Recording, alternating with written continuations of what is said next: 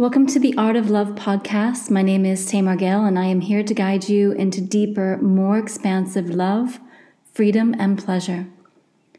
A deep inner journey of self-discovery. Here, I will cover all types of topics pertaining to love, including self-love and self-care, relationships, tantra, intimacy, sex, all the way to Christ consciousness, and Pachamama, just to name a few broad topics.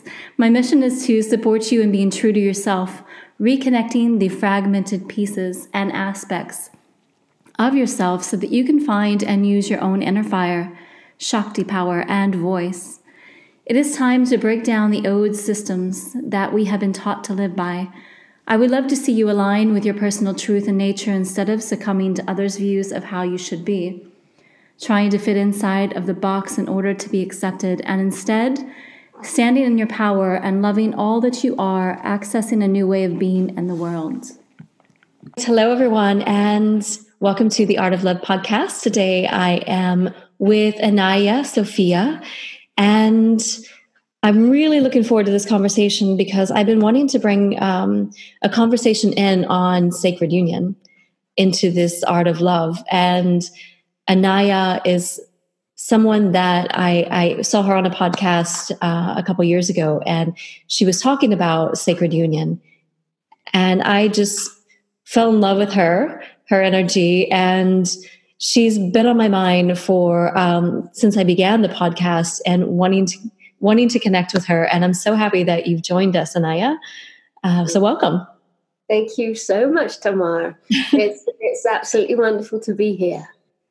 Can you share with us what started you on this path of awakening and sacred union? Because I know you've written a lot of books as well, and I actually have a couple of them upstairs. Well, I think for me, I've always been a body person.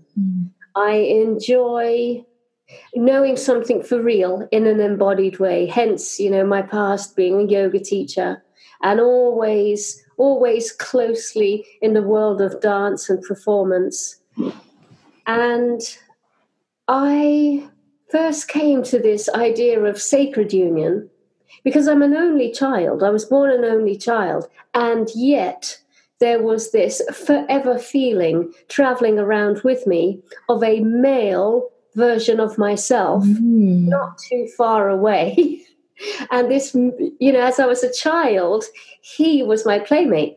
Yeah, wow. And as I, got into puberty, 16, 17, 18, now he becomes my lover. I love and then, of course, then I see the film Lord of the Rings, and there he is. The Strider or Aragon, there he is. This is what he looks like. And from that moment, I began to feel drawn to travel by myself in a sort of wild and spontaneous way through the whole of France. I absolutely knew in my heart, this being, whether he's physical or non-physical, you're going to find more of him traveling through France. Both sides, the Pyrenees, the Alps, the South, everywhere. And absolutely true to the intuitive voice. I was camping wildly, sometimes at a campsite. And this romance, this huge romance just built and built up and built up. Every day I was writing poetry, listening to music, going through those mountain passes. And by golly, so much energy was coming. Wow. And at the end of that journey, yes, I went to St. Baume. Yes, I made that sacred prayer to meet the beloved. But it's not as if he appeared during that month-long process. Just my rampant desire to meet this, whether it's a person or the birth of something inside of myself, was now off the charts. I was just pulsating with this energy. And of course, years later, I met someone absolutely embodying that quality. And wow. And did you meet him in France? Oh, yes. Yes. He came to the front door. He actually appeared on the front door. Yeah. now in France, obviously, when it was time for me to choose my home, that was a no-brainer. It's definitely going to be France, and it's in the middle of nowhere. It's a rural fairy cottage. But he actually knocked on the front door, and now we're married. That is amazing. Can we just Yeah, that's fast. That's a beautiful story of meeting that partner, the one that you had dreamed about basically for most of your life. Yes. But I want to make a really clear distinction. It was never a sense of a partner. It was always more than that. This thing lived on the inside, and it showed up every now and again on the outside. So it's definitely a mystical journey. Yes. And something worth noting is this kind of obedience to the intuition that said, take a month off, travel right around France by yourself, camp and sleep overnight where you feel called. Don't play it safe. This is an intuitive, odyssey. This is an adventure. You are going to be gathering all kinds of pieces on this path, and you have to be obedient to the intuition rather than the intellect. So I threw myself in 100%. And how old were you when you did that? I must have been coming up to my 30th. Okay. And I'm now nearly 50. Don't look like it. You're gorgeous. My gosh. But having that call and listening to that. Yes. No matter what age you are, but I feel like, I don't know, just for my own life, that coming up to 30, that age is there's something that happens there. Absolutely. And either you take it or you don't. You got this Saturn's return around about the age 28 and 29, which is kind of like a karmic coming face to face with something. You get to really see the life that you've already lived. It's like you look back and you kind of have to ask myself, am I happy with this? Because if I'm not, you got to change tracks. Yeah. That was the age that I took off backpacking in New Zealand, actually. Very good. Yeah. Very good. Yeah. And I guess, what do you, I would love your opinion on this. The sacred union, it sounds like to me, and from my own experience as well, it starts inside, that their own union between in balancing your own inner masculine and feminine. Yeah. It needs an internal place for a long time. Usually we just jump to the outside and we start looking for this one, in human form. And that desire is strong enough to produce ones. But it's not going to be the true reflection of what needs to grow on the inside. So usually a lot of, external meeting of the one usually sends you crashing to the inside because of, the turbulence of that type of meeting and the not being ready for that kind of meeting. So usually there's a calamity of a heartbreak where you just go enough, you close and you turn in and you really start to tune into that masculine presence that is your masculine self and your genuine feminine presence, which is truly you, not the media's version of you, not your generation's version of you who you really are. And you start bringing these two together in a passionate and longing embrace. So it can't be intellectual. And that is what I want to emphasize. We got to make this inner journey so real. And the way I used to play with it is I would always personify my feminine self as that erotic, gorgeous, heartfelt love. Like a Rumi-esque love. And I personify my maleness as like a Christ light, a Christ force. One of them's very hot and eager to meet. The other one is a little bit more laid back, but fabulously present. Yes. You know what I mean? Like light streaming through the eyes. Yeah. So I bring these very animated energies together on the inside. Of course, my physical body would be flipping and it's a very, very real thing. And then I believe you are now the attracting beacon. You are giving off an almighty vibration, which absolutely pinpoints that one on the outside who's willing to show up, say yes, and meet. Yes, beautiful. Yeah, speaking about that, I grew up, it's kind of bringing me back. I grew up knowing that there was, but I was looking on the outside, from a little girl, you hear all these fairy tales and these stories that your Prince Charming's out there, and we look on the outside, but I felt that I knew deeply that there was someone, there was a masculine there.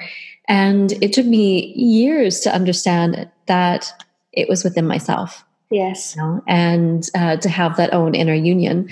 But I looked outside myself for that, thinking that was what I needed, that was there, some man was there waiting for me, but it really began with me. And that realization and that balancing the sacred, the inner masculine and feminine. Yeah. What another beautiful piece is, for those of us who are relating with someone, when you have your sacred union on the inside and it all goes a little bit wibbly wobbly on the outside, you are able to turn to a very reliable and dependable resource on the inside. So you just stop hassling that person out there.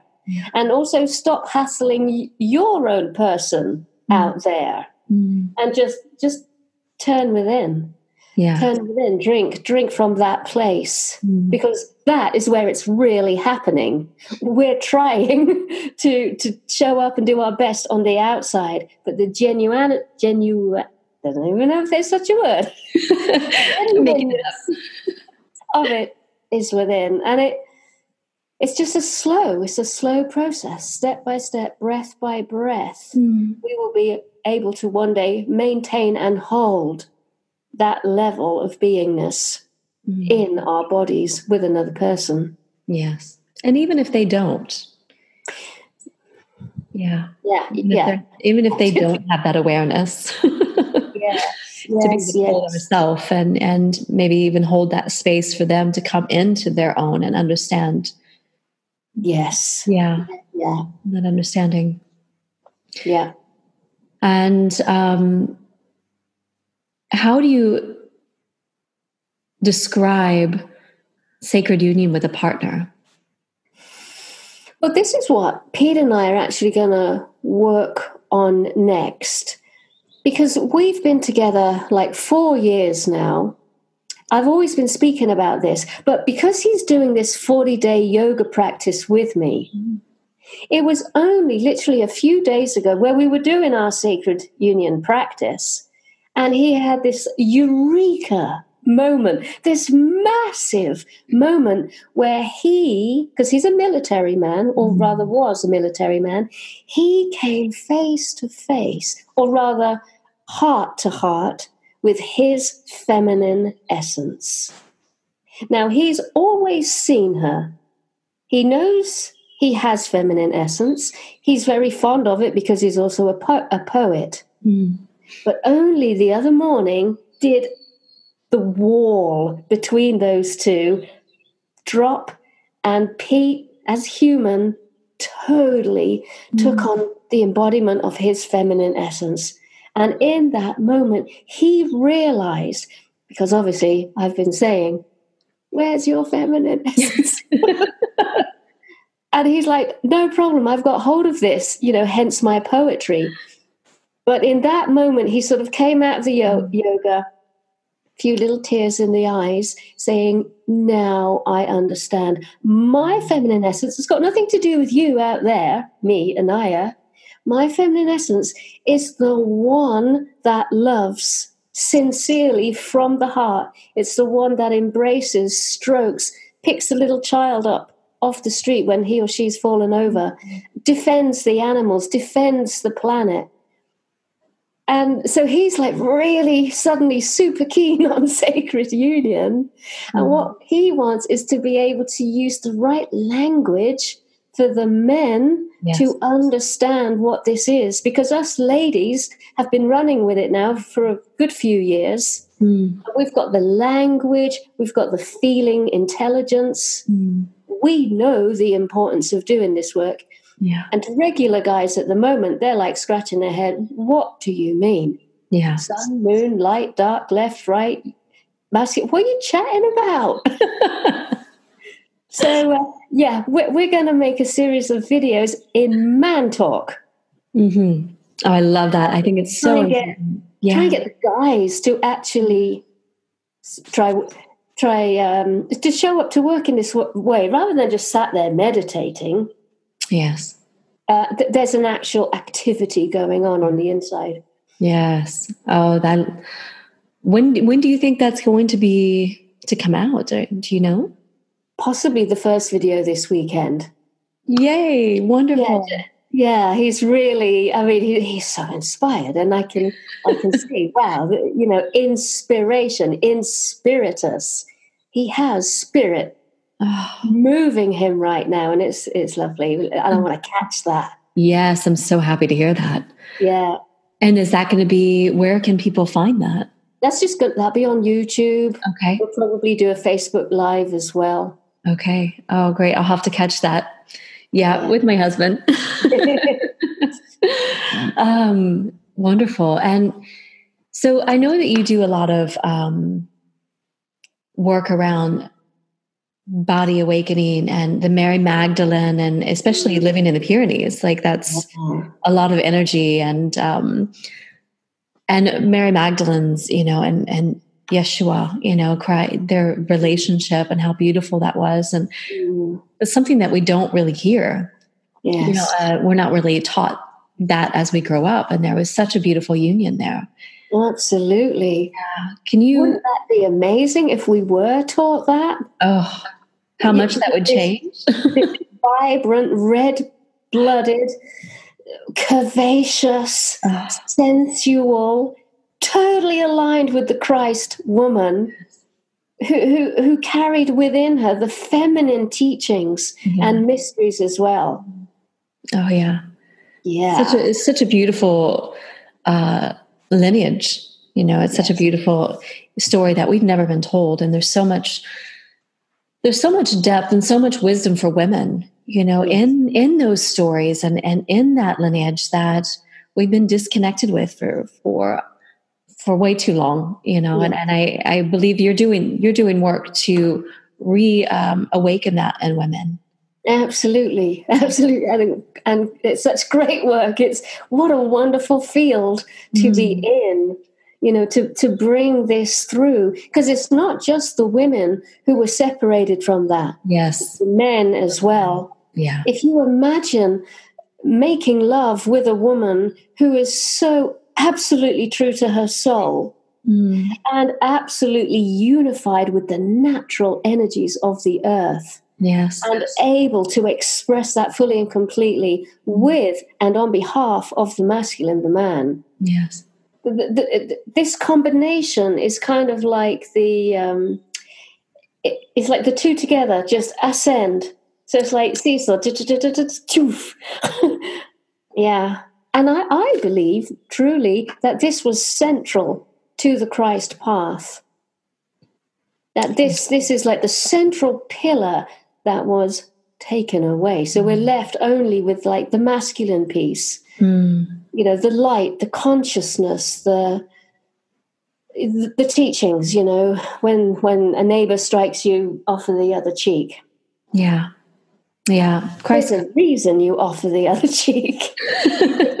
The body is full of the feminine mysteries, and so you can offer the other cheek. But if the body is empty, you can't offer the other cheek. You're just going to get slapped again. Oh, yeah. And speaking about that, the masculine, the feminine, you know, the body, the sides of the bodies. How do you keep your self-balance between the masculine and the feminine? Because I know sometimes for people you can come in and out of it, or even or you're not even aware of one side. And well, I have a practice which I will send you a video of it anyway. This is what Pete and I were doing the other day. Okay. I've been doing this 1 year, but one of the culprits for me that I have to be really careful of is how much screen time I have. Because for me, this is a fast track of getting into my masculine energy. And if I've spent a few hours on the computer, I will stay in that masculine energy all day. Yeah. And so I'd have to do something really quite vibrant to swing me back in, like, you know, a full ecstatic dance. But, you know, we run a B&B in the French Pyrenees. How often am I going to do that? You know, in the middle of the day? It doesn't happen. So I always do my sacred union practice first thing in the morning as part of yoga. So there I have the reminder to just keep a little bit of awareness on the computer. And of course, sometimes it can go the other way. You know, I'm lost in a flurry of poetry and longing, and I'm wearing kaftans and doing my hair, and suddenly the bills need paying. So, you know, life is always helping us, actually. And it's being aware. Yeah. Just being aware of where you are and what you need in order to kind of balance that out. And yeah, that's really beautiful. I would love for you to speak about, how, because I know you found the sacred union and you're working together on creating that in your couple. Is there anything that you can share with us about how to open that up as a couple? Because I know there are some couples where the woman is quite open and ready and aware that there is there is the opportunity to have a union like that. Yes. Whereas the men sometimes aren't, or vice versa. It could be one person in the couple. So how would you go from desiring that and feeling so deeply that this is something you want to awaken in you, but your partner maybe is not? Yes. I think what we have to realize is that it's the feminine part of us in man and woman that is totally coming into exposure to this. Because to me, it's a living being. It's not a state. And it's definitely not a thought form or anything of the mind. So you're being exposed to something. You want it. It's like honeybees and flowers. Yeah. We can't do anything apart from just fly towards that pollen. That's the feminine part of us. And of course, this is global and includes, it includes us. So the whole earth is opening to this.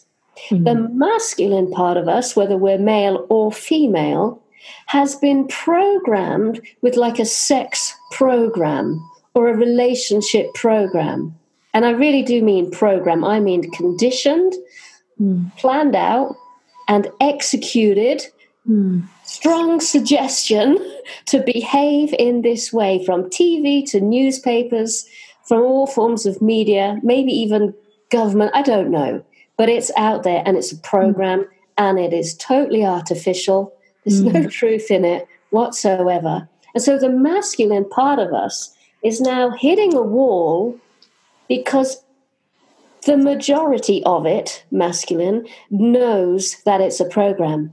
But it's scared to death to let go of the program because in the program was sex.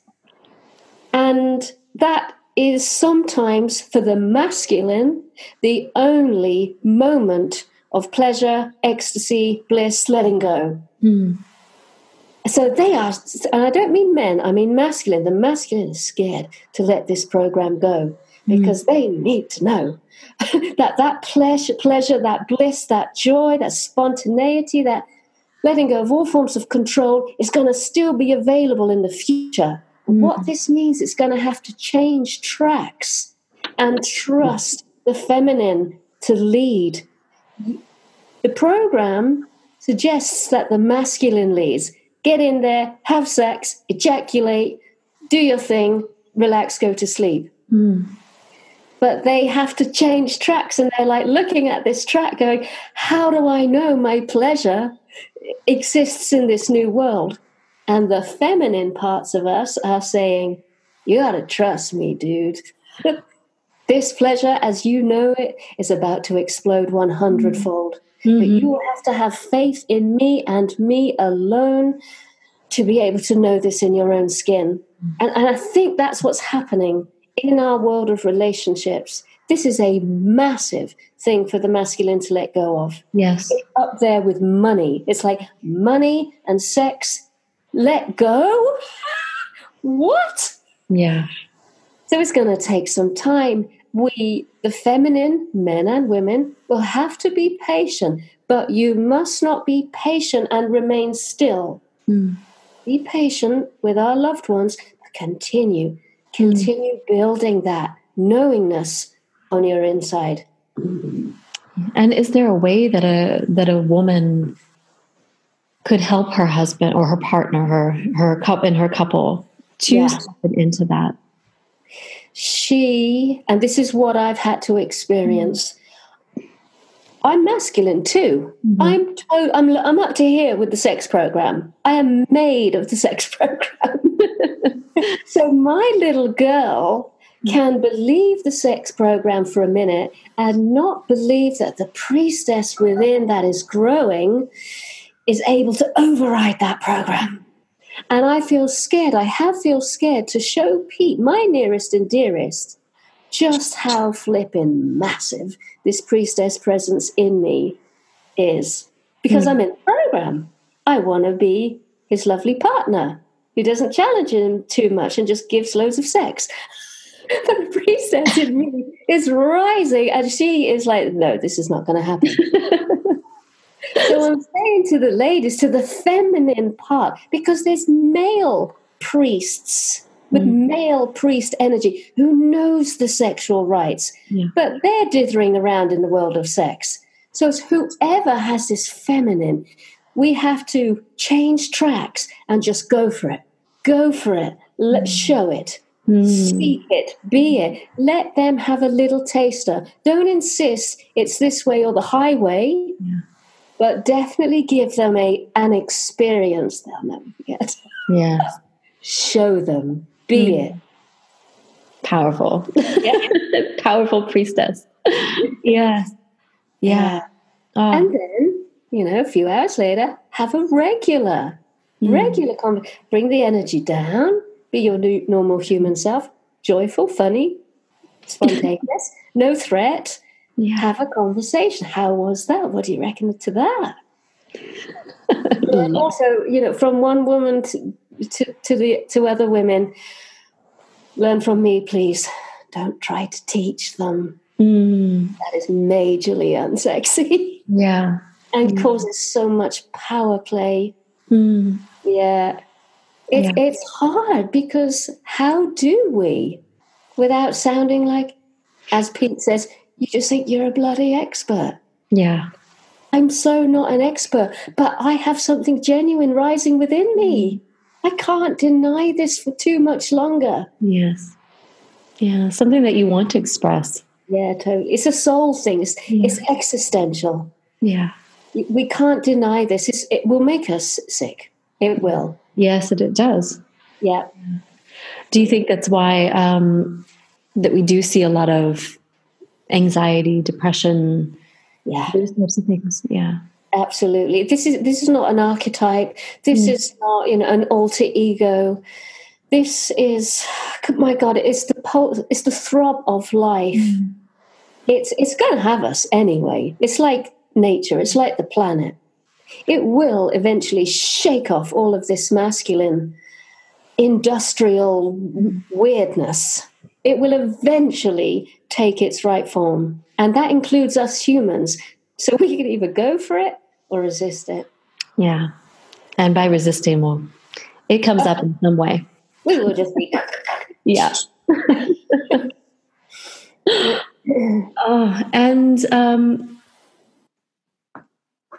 I remember, I don't know where I was listening to you, but you had shared something about, I think it's a course that you do. It's a program that you do of taking the fight, not the fight. War, taking the war. Yes. Yeah. What is that? Can you explain that a little bit? Well, I must say the actual online course really is the rudimentary, quite raw and ragged first steps. So this was my attempt to sort of compartmentalize, step by step, break it down. What is this taking the war out of man? And again, it's not really men. Back in the olden days, it would have been men.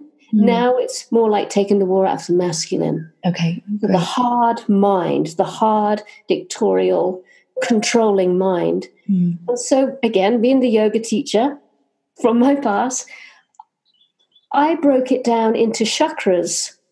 And what would be happening at this level? What is the syllabus? What is the medicine at the root? What is the medicine at the sacral, navel, heart, etc.? So that's how the course is broken down. And again, I just obeyed that really wild, intuitive vision. And the kinds of suggestions it was saying, like, for instance, when I was working at Pete's throat, the intuition was to speak his name. The moment he hears his true name, something in him is going to vibrate, parts are going to shatter, and the rest is going to align vertically. And of course, the small me was like, oh, this is not about saying his name, Pete Wilson. That's not it. And then I realized, oh my God, it's asking me to do something new and wild and raw with my throat. And then I had the bingo moment. Oh my God, taking the war out of man. This is a two-way situation. The priestess is going to be invited to go to her next level, following the authentic embodiment of this energy. So it's not like she's going to be like, I am going to heal you. She too is going to be taken right out of the comfort zone, placed authentically into the temple. And of course, with all of these soul things, it's always a win-win situation for everybody prepared to show up and play. Yes. And so I had to go with it. How do I speak his real name? I just had to go into that world of sound. The room was dark and the candle was flickering. I'm so scared he's going to judge me and call me silly names. But I had to go through that. And in the end, I think it was like Isham. I was starting to say the word Isham. And I said it in such a way that he kind of went, oh, what did you just say? And I was like, ah. So if you don't mind bearing with a very rudimentary, because it's in the soul, and what I'm trying to do is just bring it down and get it manifest.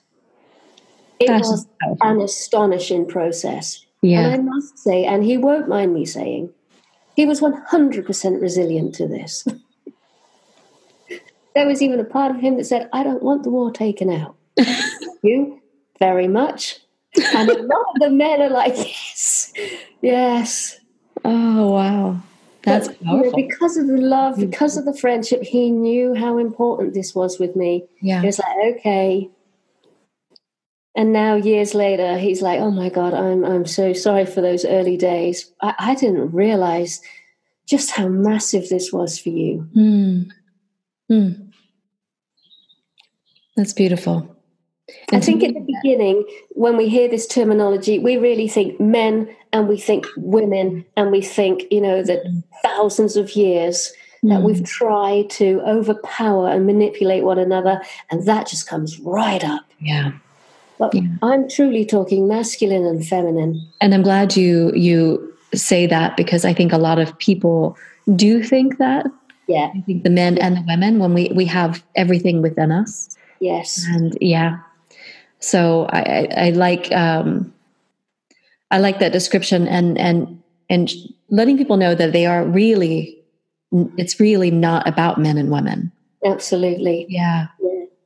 It's beautiful. When we do this work in groups, it is astonishing.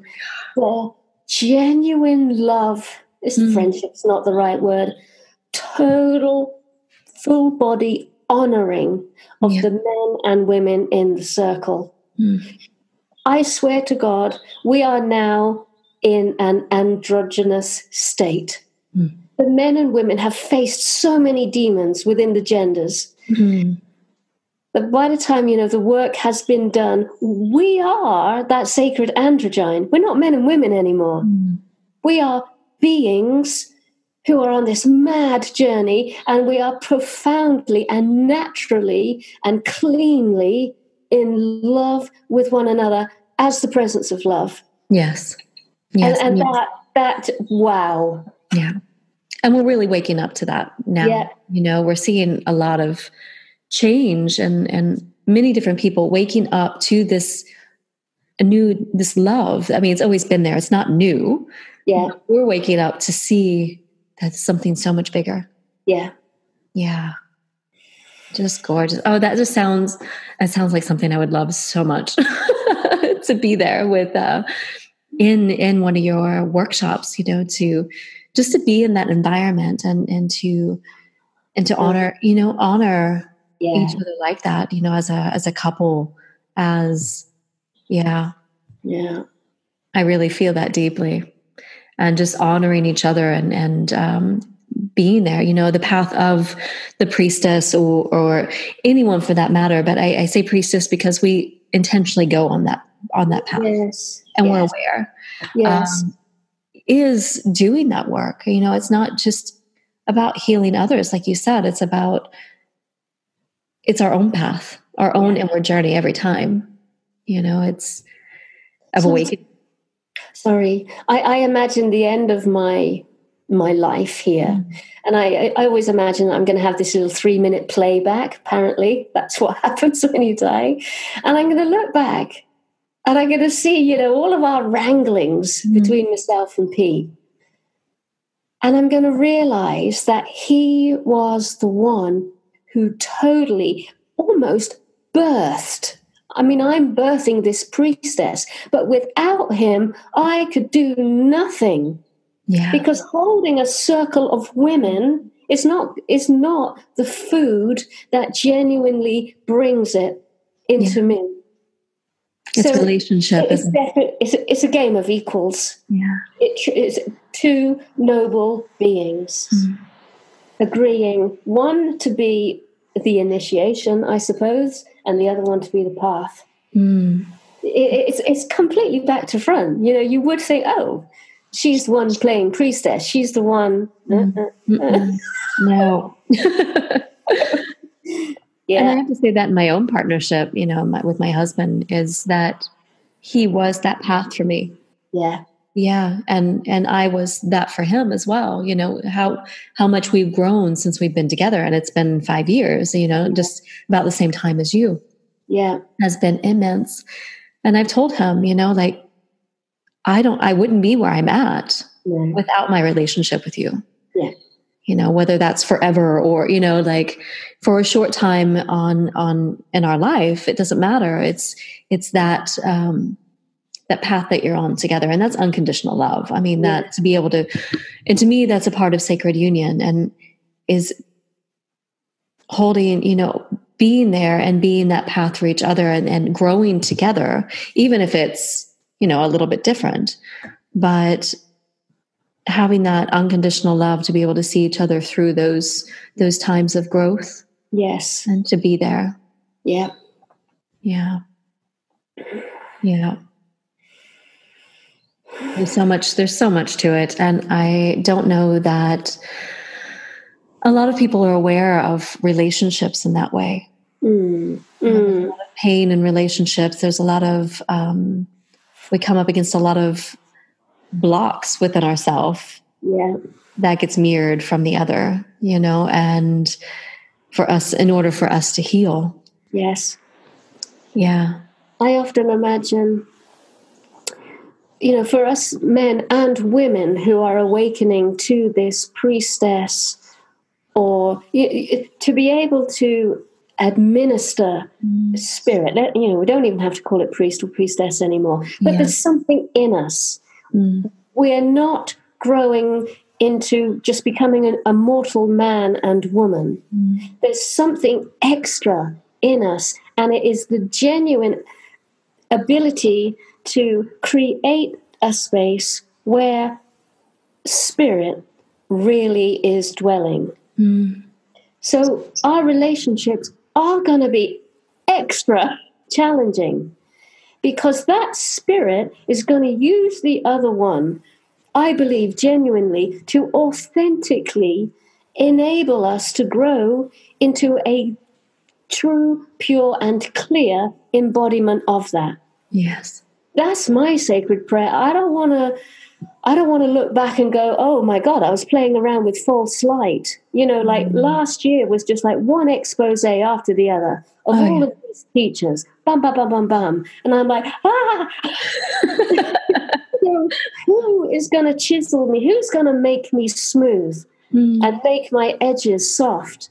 My partner, because he's the closest one to me. Yes. So we have to realize, if we have that spirit within us, our relationships are going to be really intense, because we're going to have a lot of people in our care, and we have to show up for that level of care.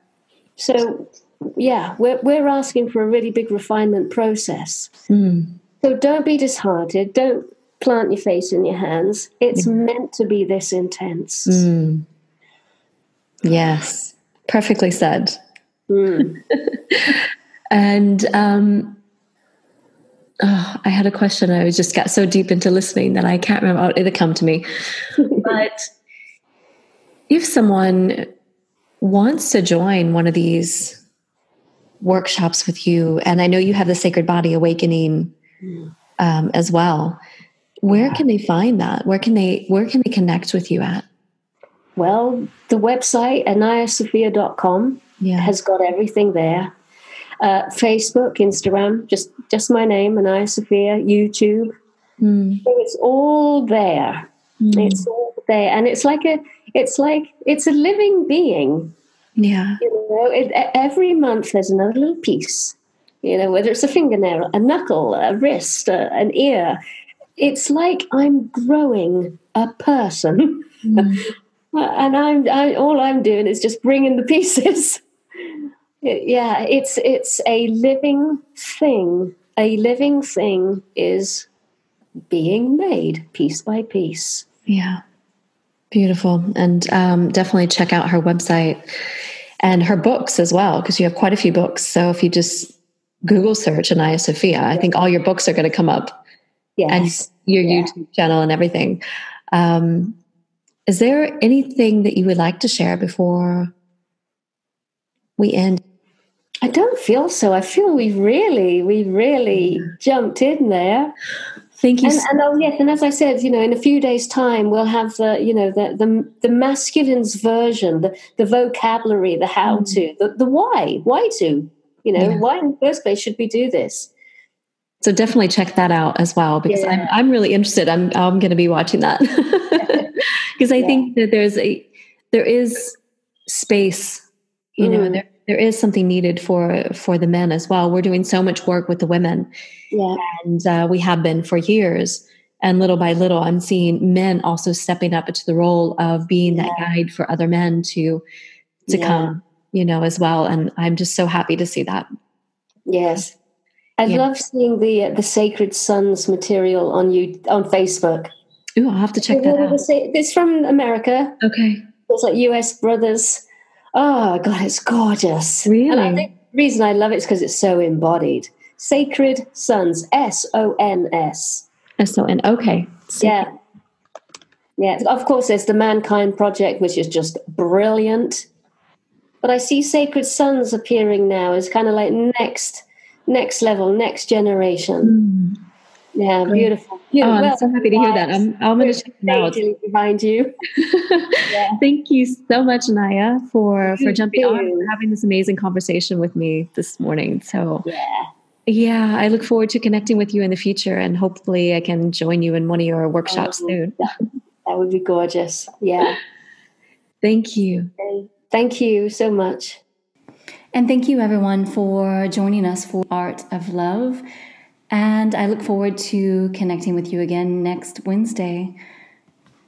May we go out into the rest of this week embodying more love for ourselves, love for others, and love for Pachamama, Mother Earth. So love to each and every one of you, and see you next week.